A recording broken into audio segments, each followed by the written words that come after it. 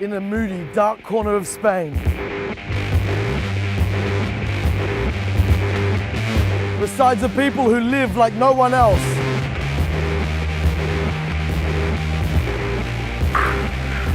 Who share a football rivalry like no one else.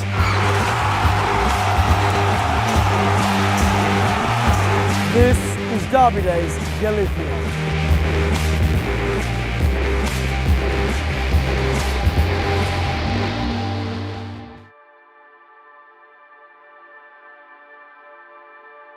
When you think of Spain, you probably don't think of anything quite like Galicia. Galicia's definitely got something a touch more mysterious than the rest of Spain.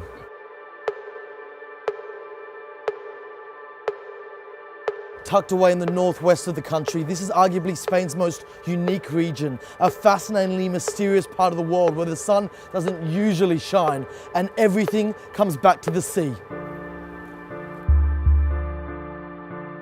The beach is a key of our life, it's our soul. The lifeblood of Galicia has traditionally always been the sea. We don't understand our life without the sea.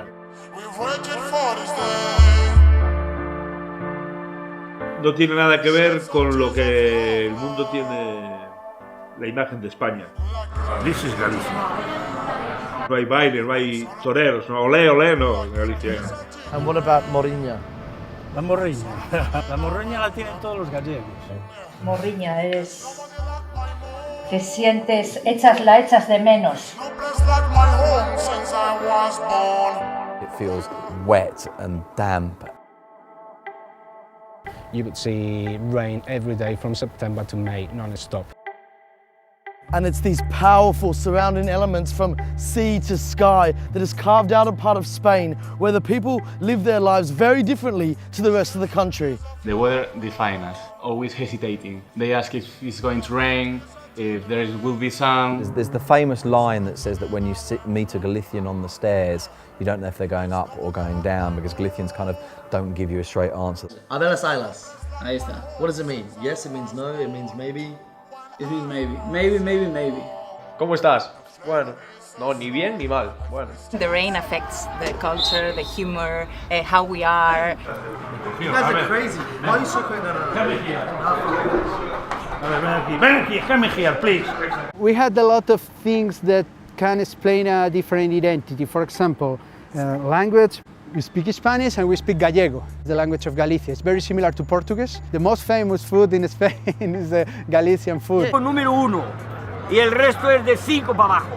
Pulpa la gallego, pulpa feira. Es maravilla, maravilla de Galicia. The music is important. We are a working class town. The young people be more rebel. Yeah, Movida Viguesa is like a cultural movement made in Vigo. Basically rock and roll. And then, of course, there's Galicia's even darker side.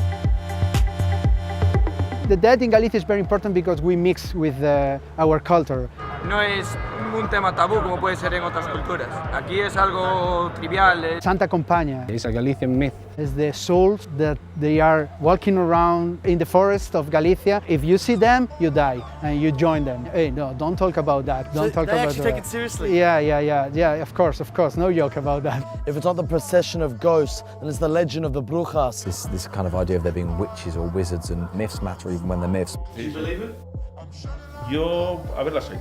If it's not the legend of the brujas, then it's the history of mafia in the region. In the 80s and the 90s, we have narco culture, about drug dealers, about families. In Galicia? In Galicia, yeah. Mafia. Colombians group, they produce the cocaine, and Galicia is the place where they introduced the cocaine in Europe. At least half of the cocaine that came into Europe came through Vigo. They use the coast because the coast is very dangerous, it's very complicated. When you work about cocaine, people were missing, yeah. Soon or later, burn bodies, shootings, the violence appear.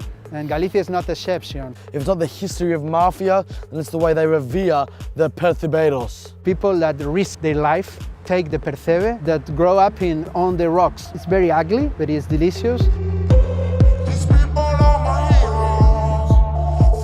that coast is not for surfing. If you don't know the coast, you can't enter. Despiste y te vas. It's rough and it's dangerous and it forms you.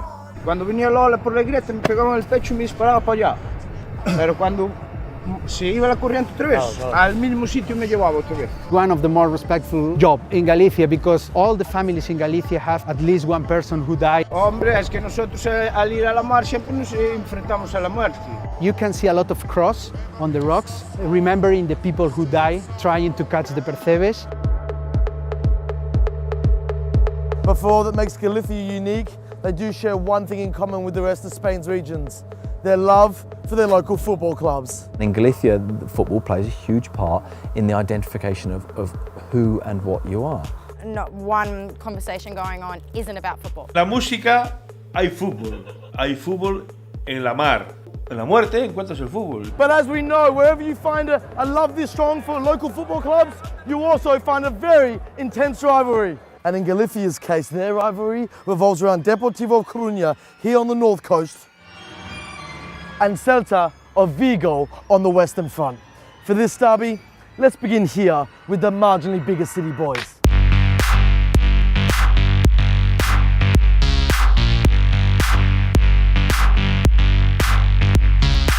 Founded in 1923 as a merger of several local clubs who felt on a national level a united Galician side would far better compete, the name Celta de Vigo was coined in reference to the Celtic roots of Galicia. Cultura celta, castrecha, que vino desde Escocia y todo eso, vinieron y conquistaron Galicia. But the name was just the beginning, as every aspect of the club was designed to represent the region. From the badge, escudo está inspirado en algo gallego como la Cruz de Santiago, to the kit, Our colours are the sky blue. We took it from our flag. to their slogan. Y el Celta yo creo que tiene mucha más tradición, que tenemos un concepto que es afouteza. Afouteza es un sentimiento de valentía. We are the representatives of Galicia. But whilst the club's aesthetics and identity may have done the region proud, well, that was about it, as Celta de Vigo never really got close to winning anything significant. The history of Celta Vigo has not been very successful on the pitch. I've seen relegations, 2 finals of the Spanish Cup, which we lost. With a draw, we'd be in the Champions League, and we lost that game against a team that was already relegated. The 96-97 season was one of their low points, where their rivals ended 4th and Celta needed a win on the last day of the season just to survive in the league. But the result was a new manager. His name was Javier Irureta, and locals called him Cabo. All of a sudden Celta are beating Barcelona. All of a sudden Celta are beating Real Madrid. All of a sudden Celta have made Europe. But then all of a sudden Coach Cabo packed up his bags and departed. His destination, still in Galicia, only 2 hours north, to, believe it or not, A Coruña.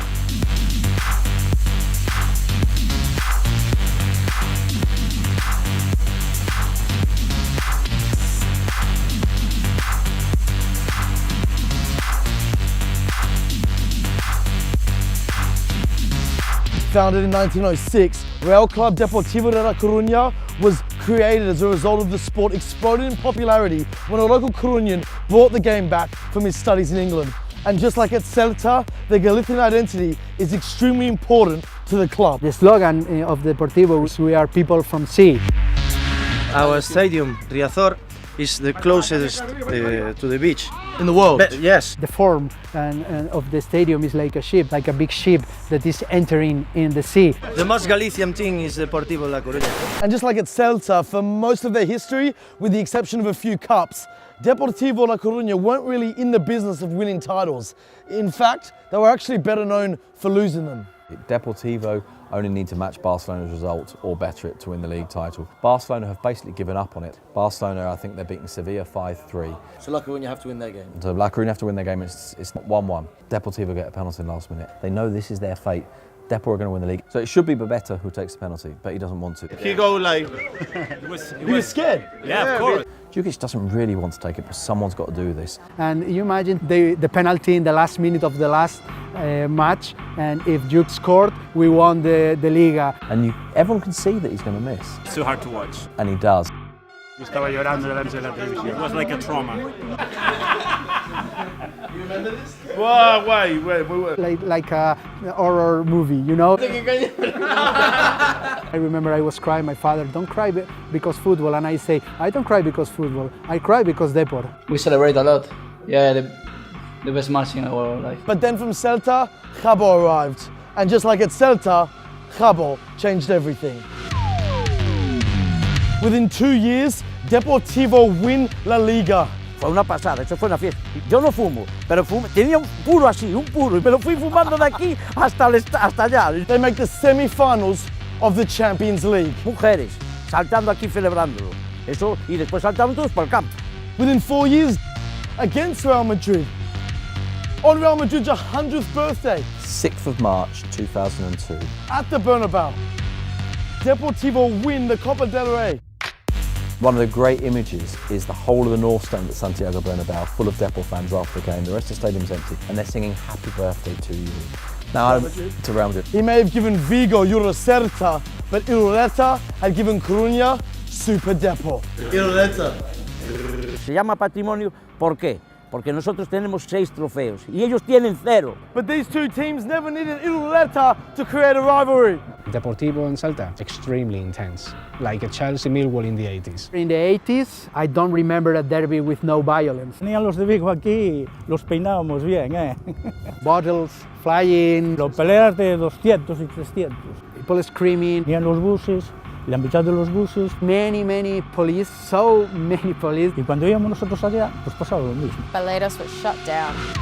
Yeah, Balaidos is a place where there are loads of alleyways, loads of little roads that go to the stadium, and it's a good setup for incidents to happen. You know, we can't really say what, but... Uy, es jodido, Uf. Es demasiado. Por eso, porque no nos tragamos unos a otros.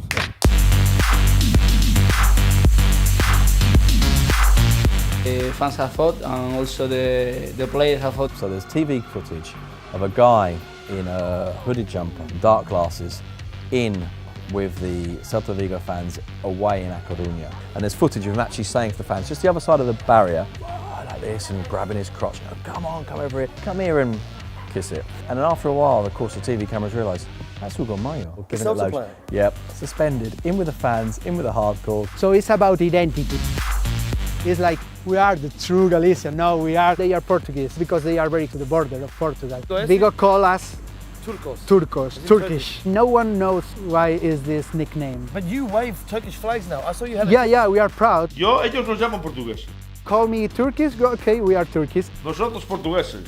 The way of delegitimizing your opponent is to remove your opponent's Galician identity. And I think that what that does fundamentally is tell you how important the idea of being Galician is for both sets of fans. And then of course there's the rivalry between the two cities themselves. There's a lot of beef between the cities. Vigo is the working city in terms of shipbuilding, in terms of industry, in terms of the port, in terms of fishing. Coruña is more about Inditex, is about Zara, is about fashion. Mientras Vigo trabaja, A Coruña relaja. No, I work a lot, but like sleep and it's kind of like the party. Yet amongst this very clear divide, there actually has been moments of unity between the two cities and sets of fans, thanks to subjects that couldn't be more Galician. We have the last example of natural disaster here. Prestige was a very big petrol ship. 81,000 tons. Yeah. And the coast broke it in half.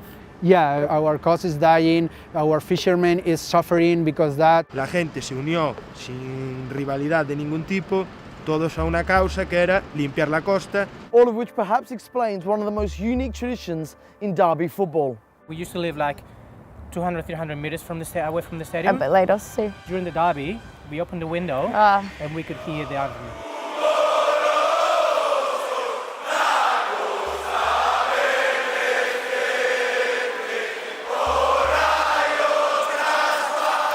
It's like a time break, you know, fuck you, and suddenly it's the anthem of Galicia, and we are all Galicians, so we sing together, but when finished, again, fuck you. This must be the only derby where you sing together, and as soon as that song ends, fuck you, we want to kill you.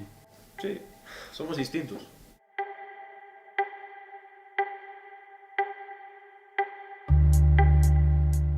La rivalidad tenemos que tenerla porque Vigo es importante en Galicia. Coruña, oye, también. Galicia nos une, pero el fútbol nos separa. So El Clasico, the biggest derby in the world, just happens to have fallen on Galicia's derby day today, but you wouldn't know it in the Gallego newspaper because it's 2 pages of El Clasico, a game with Messi, Ronaldo, Modric, yet the Gallego derby gets 1, 2, 3, 4, 5 pages about the smallest things. They dedicate more pages to their seafood than they do El Clasico.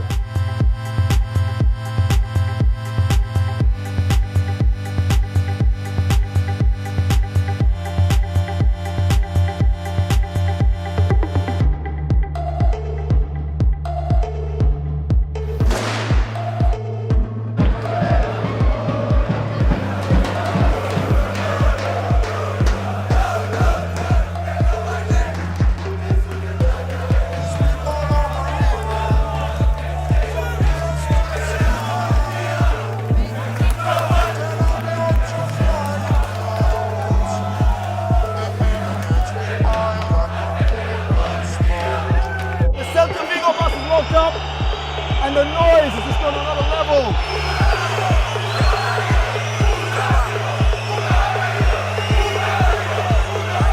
This is where the Celta fans are turning up. The cops won't even let us show you how much protection.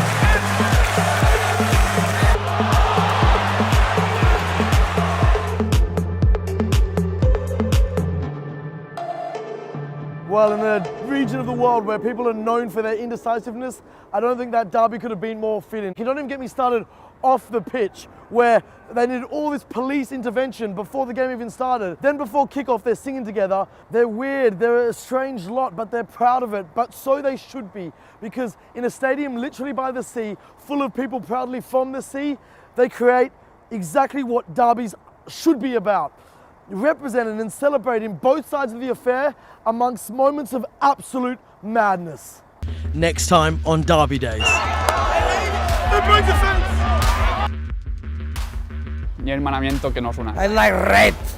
I will be honest, I was shocked. I saw players spat in the face. Red blood, that's what we want. They went, you dirty dog, we catch your vote, all this. I went, I'm only joking. Samuel Eto'o lived in your house? Yes. 8 days. Lo que tendría que ser algo malo para la familia es un orgullo. That's one of the best derby stories.